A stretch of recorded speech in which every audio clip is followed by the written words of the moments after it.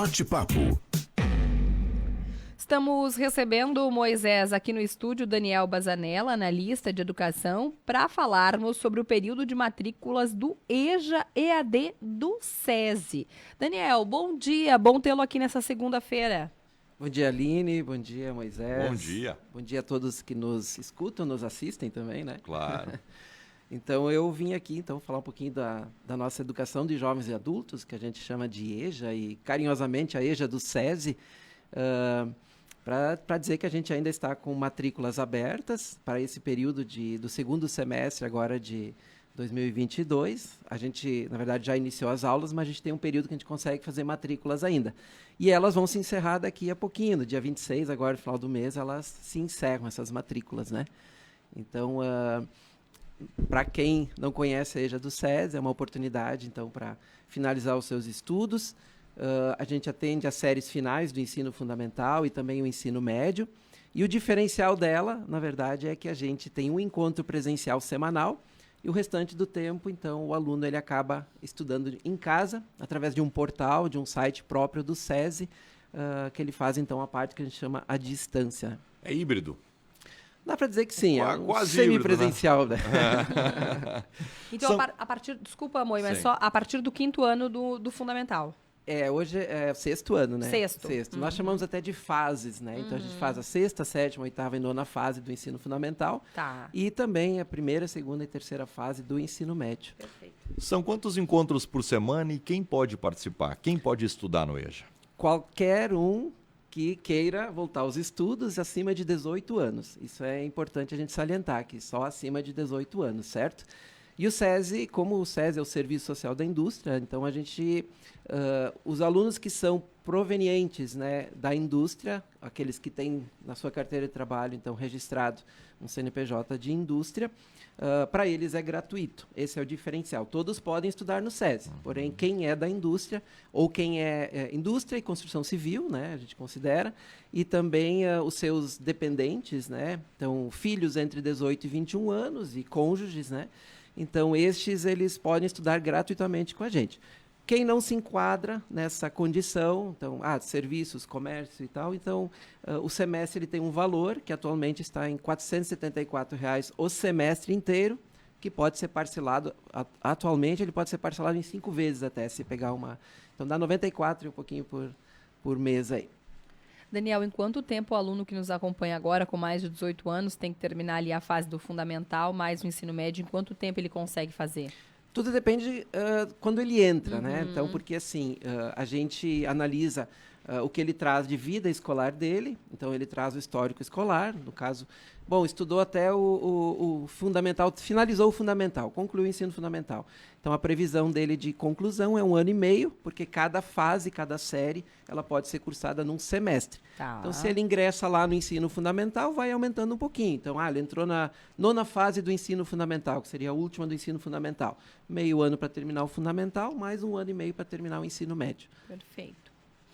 É importante que o aluno que nos acompanha agora, pensando naquela pessoa que não teve oportunidade de terminar no tempo regular, já vivenciou várias experiências no mercado de trabalho, ele tem que ter nesse currículo escolar até, então, o 5º ano concluído. Na verdade, quem é do ensino fundamental, quem não concluiu o ensino fundamental, há uma preocupação, às vezes, de ter o histórico, né? O histórico, realmente, a gente exige quando é para o ensino médio. Para o ensino fundamental, a gente faz uma classificação, uma reclassificação da vida escolar dele. A gente tem muitas situações, assim, de alunos, minha escolinha era lá no interior, né, e tal, e já fechou, não consigo histórico e tal. A gente reclassifica, porque qual é a ideia que a gente tem?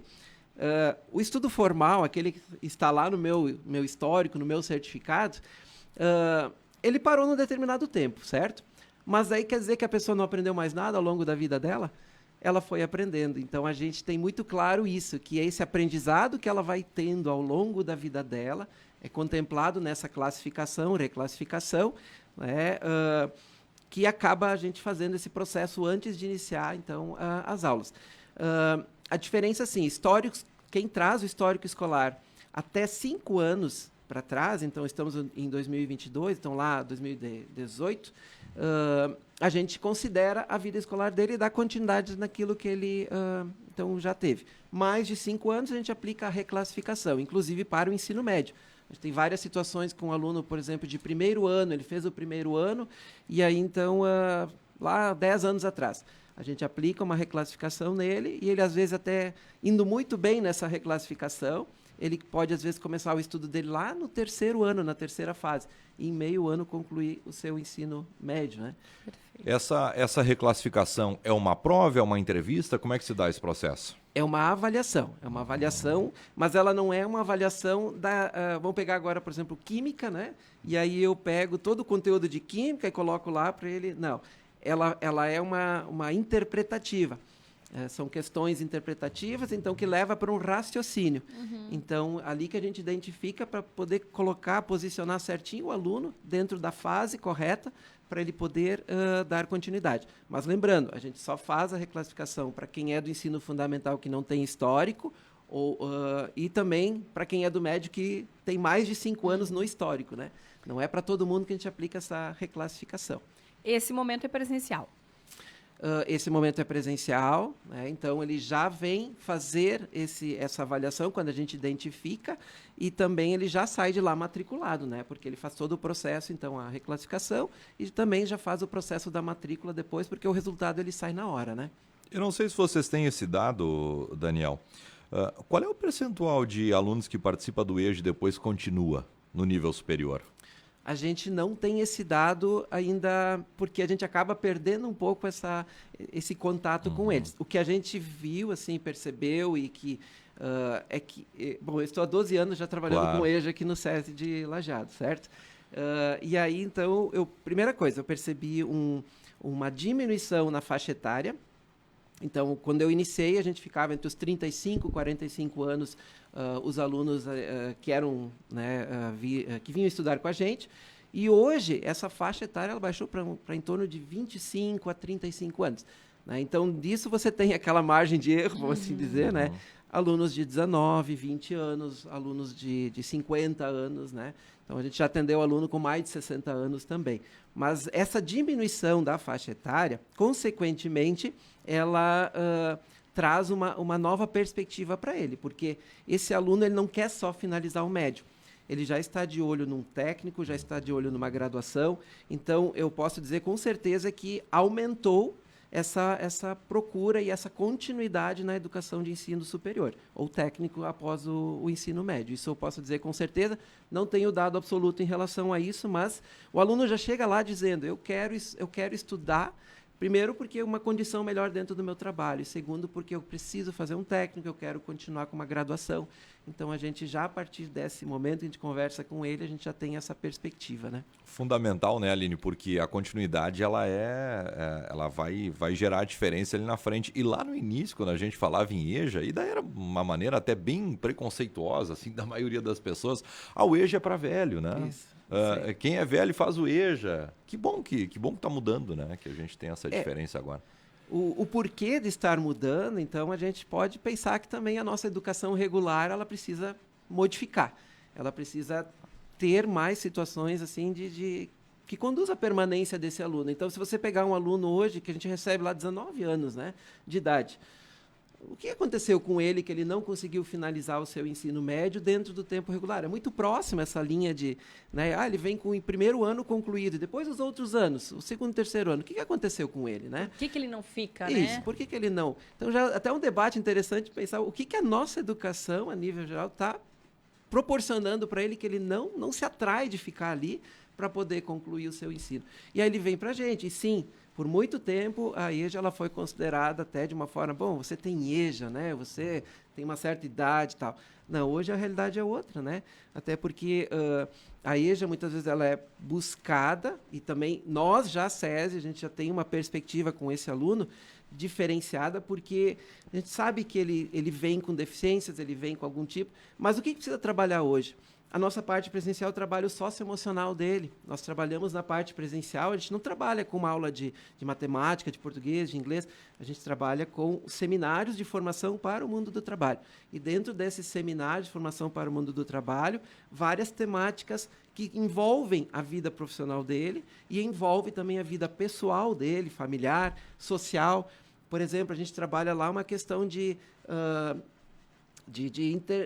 relações interpessoais. Trabalha a questão de empreendedorismo. Trabalha questões de inovação. Dentro da EJA do SESI, a gente trabalha com robótica educacional. Trabalhamos com projetos. Então, o aluno, às vezes, ele é instigado a pensar um projeto, pensar como é que esse projeto poderia ser colocado em prática. Né? Então, a gente trabalha muito nessa linha, porque hoje é questão das habilidades, das competências. É isso que muito além do que um certificado, hoje quem está empregando, ele vai identificar a pessoa e dizer assim, bom, você consegue fazer determinada coisa, você consegue discernir sobre aquilo que está sendo proposto para você. Então, essa é a nossa forma de trabalho também. O aluno, então, o interessado que nos acompanha agora, faz como para este período de matrículas para o segundo semestre? Bom, nós temos um WhatsApp, que ele é só o WhatsApp, tá? Não adianta ligar nele, porque ele é só o WhatsApp. É 51944440742. Né? Esse é o nosso WhatsApp, 944440742. E nós temos o site, que é ejadocese.com.br, onde pode fazer lá a sua inscrição. A gente entra em contato posterior com ele, né? Ele faz lá a sua inscrição, deixa um contato, a gente pode estar conversando com ele. E tem o número fixo do SESI aqui, que é o 3710-6110. Esse é tanto o WhatsApp, quanto pode fazer ligação a partir dele, né? Acho que eu dei o número certo aqui. Se não, entre em contato com o SESI. Aline, fundamental. Eu quero tocar num ponto importante que a gente repetiu tanto que quase que virou um mantra. Quem trabalha na indústria, quem trabalha no comércio, não precisa estudar, não precisa daqui a pouco ter um grau de estudo um pouco melhor, não precisa se profissionalizar mais, porque o que ela tem já é suficiente para atender o mercado. Não. É importante que as pessoas estejam cada vez mais preparadas, cada vez mais profissionalizadas. Não é um EJA comum que somente vai passar aquilo que a gente aprende no colégio. Acho que o Daniel tocou num ponto importante. Está preparando mais as pessoas para o mercado profissional. Eu acho que isso é fundamental. Sim. Que a gente não relaxe, né? Sim, sim. Ouvinte pergunta, inclusive, a Carmen Andrade, o esposo dela é funcionário da BRF. Ele pode estudar gratuitamente? Com certeza, a BRF é uma indústria muito forte aqui da nossa região, a gente tem muitos alunos da BRF, então com certeza ele pode. Então nos procure, entre em contato com a gente, né? Então, para a gente poder orientar como fazer então esse processo de matrícula com ele. Com certeza, né? Então, várias empresas na nossa região aqui, fortes, empresas pequenas muitas vezes, até às vezes, eu trabalho numa confecção que são 3, 4 pessoas lá, mas tendo um CNPJ que seja de meio indústria, né, que seja voltado para a questão da indústria, se torna gratuito, certo? Então, muito também, tu falaste antes, a questão de pessoal pensar que indústria talvez seja o nosso foco e somente indústria. Não, a gente atende todos os públicos, né? Então, isso é importante ressaltar. Então, atualmente, o SESI ele tem um valor que, se você olhar preço de mercado, voltando para isso aí, ele é muito em conta, né? Muito em conta também. Então, tá aí o nosso convite aí para o pessoal voltar a estudar e dar essa continuidade. Então, não basta só ter o ensino médio hoje. Isso é já batido, né? A gente precisa estar se qualificando o tempo todo. A gente precisa estar tendo... Depois que forma, depois tem educação continuada e assim vai, né? Tudo bem. Daniel, a gente quer agradecer a sua participação aqui conosco e certamente sobre boas iniciativas a gente volta a falar mais vezes. Muito bem, eu que agradeço esse espaço e um bom dia para todo mundo. Valeu, muito obrigado. Daniel Bazanella, 9h.